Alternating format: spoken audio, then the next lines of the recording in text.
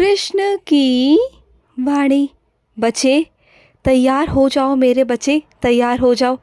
इस महीने के अंत तक तुम्हें खुशखबरी सुनने में आएगी मेरे बच्चे।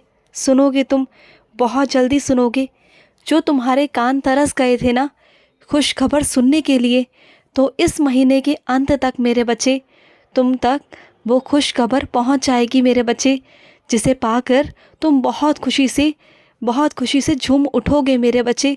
ये तुम्हारा कृष्ण कह रहा है तुमसे, तुम्हारा कृष्ण। और तुम्हारा कृष्ण कभी असत्य नहीं कहता मेरे बच्चे, मैं कभी नहीं कहता। और सुनो मेरे बच्चे, जब तुम रात को अपने कान्हा को सुलाते हो ना मेरे बच्चे, तो मेरे लिए छोटा सा पंखा लगा दिया करो मेरे बच्चे। तुम्हारे कृष्ण को भी ना गर्मी लगती है मेरे बच्चे, तुम्हारे कानों को भी गर्मी लगती है। मैं भी रात भर जगा रहता हूँ तुम्हारे घर की रखवाली करने के लिए मेरे बच्चे। तो अपने कृष्ण के पास में भी ना कुछ पंखा लगा दिया करो मेरे बच्चे। मुझे बहुत गर्मी लगती है, मुझे बहुत पसीना भी आता है मेरे बच्चे।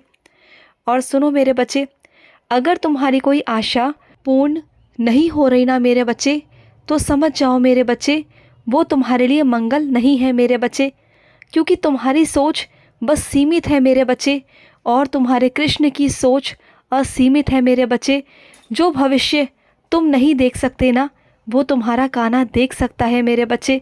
तुम्हारी ज़िद पर मैं वो चीज़ तुम्हें दे दूँ मेरे बच्चे, लेकिन आगे चलकर तुम्हारे लिए वो अमंगलमय हो, वो मुझे मंजूर नहीं है मेरे बच्चे, बिल्कुल भी मंजूर नहीं है। क्योंकि मैं अपने बच्चों को वो खुशियाँ देना चाहता हूँ जो ज़िंदगी भर के लिए हो। और जो तुम्हारी आशा है ना, वो अंतिम चरण में आके अंतिम उसका जो परिणाम होगा ना, वो अमंगलमय होगा मेरे बच्चे। तुम्हारा कृष्ण बहुत कृपालु है मेरे बच्चे, मैं तुम्हें देने ही बैठा हुआ हूँ।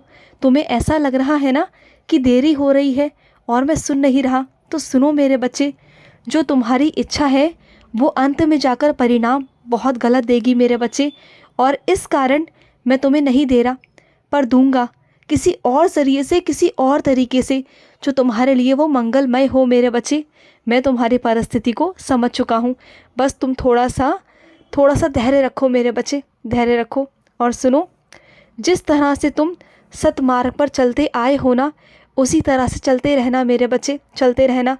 और अपने घर की लक्ष्मी का हमेशा आदर सम्मान करो मेरे बच्चे। अगर तुम चाहते हो कि तुम्हारे घर पर बरकत हो, लक्ष्मी का आवाहन हो मेरे बच्चे, तो घर की लक्ष्मी की सर्वप्रथम उनकी इज्जत करो मेरे बच्चे, उन्हें मान सम्मान दो। जितना तुम्हारे घर की लक्ष्मी खुश रहेगी, आनंदित रहेगी ना मेरे बच्चे, तो तुम्हारे घर में लक्ष्मी जी का वास होगा मेरे बच्चे। तुम्हारे घर पर लक्ष्मी जी भी आएंगी, क्योंकि लक्ष्मी जी खुद एक देवी है। और अगर उनकी ही बच्चियों का अगर अनादर होगा, तो वो कभी भी उस घर में प्रवेश नहीं करती, और वहाँ पर अलक्ष्मी का वास होता है मेरे बच्चे। तो वो गलतियाँ तुम बिल्कुल मत करना मेरे बच्चे। और सुनो, कुछ मेरी बच्चियाँ ना मेरे लिए हर साल राखी तैयार करती हैं। पहले ही वो मेरे लिए राखियाँ बनाना शुरू करती हैं, अपने हाथों से अपने कृष्ण को पहनाने के लिए। तो सुनो मेरी बच्ची, शुरू कर दो। तुम्हारे कान्हा को इंतज़ार है तुम्हारे हाथ की बनी राखी पहनने का। मुझे ना पूरा साल इंतज़ार रहता है कि कब तुम मेरे लिए राखी बनाओगी और अपने कृष्ण के हाथ में बांधोगी। मुझे इंतज़ार रहता है, इस बार भी बनाना, और बहुत अच्छे से बनाना मेरे बच्चे, बहुत अच्छे से।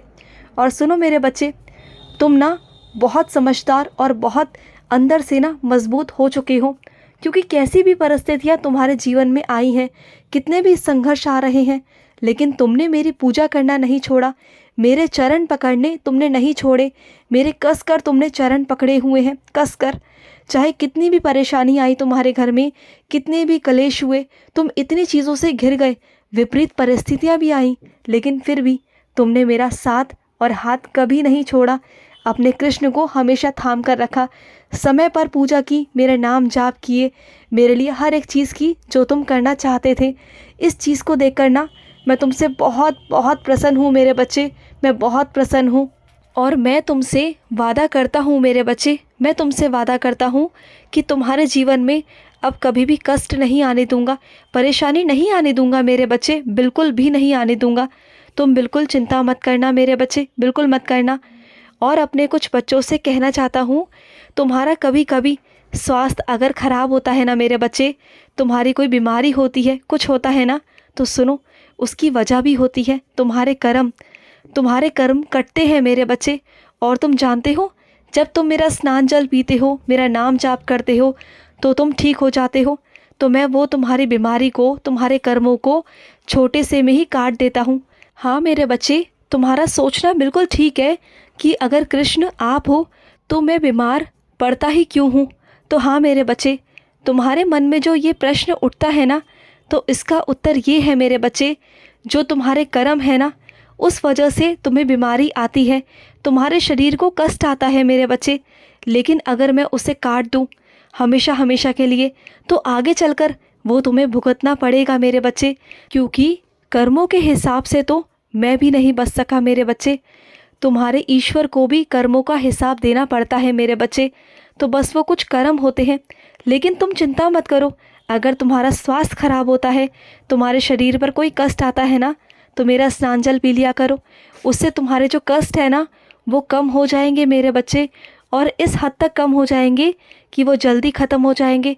तुम्हारे ऊपर आए हुए हर कष्ट को मैं अपने ऊपर भी ले लेता हूँ मेरे बच्चे, और कुछ कम में उसे काट देता हूँ।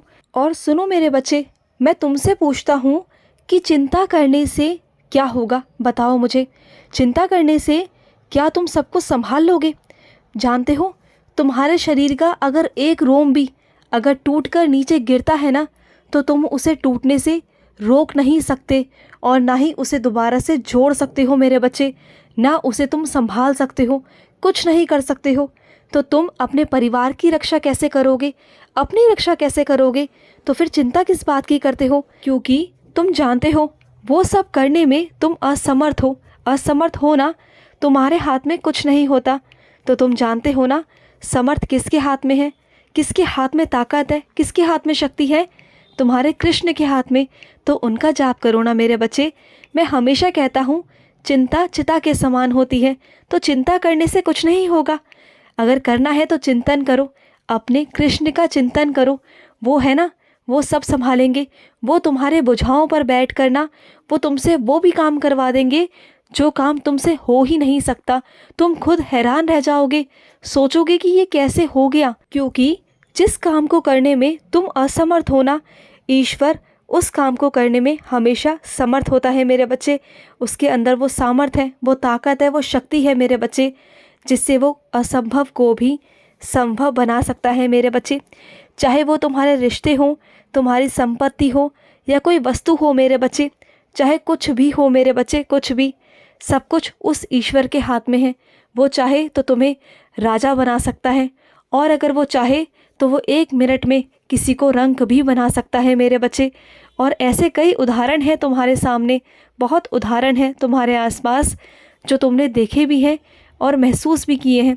तुम्हें लगता होगा कई बार, जो लोग गलत करते हैं उनके साथ तो बहुत अच्छा होता है, और मैं हमेशा अच्छा करता हूँ और मेरे साथ हमेशा गलत होता है। तो सुनो मेरे बच्चे, जो बुरा करते हैं ना, उन्हें शुरुआत में सब अच्छा अच्छा दिखाई देता है, लेकिन अंत में जाकर उनकी बहुत बुरी हालत होती है, बहुत बुरी। उन्हें फिर कोई बचा भी नहीं पाता। और जो सत्य की राह पे चलता है, सही की राह पे चलता है ना, वो शुरुआत में भले ही उन्हें कष्ट होता है, लेकिन अंत में वही सबसे सुखी होते हैं मेरे बच्चे। तो इसलिए अपनी अच्छाई को कभी मत छोड़ना, किसी के लिए भी मत छोड़ना मेरे बच्चे। खुश रहो। आज का कृष्ण संदेश समाप्त हुआ। जय श्री कृष्ण।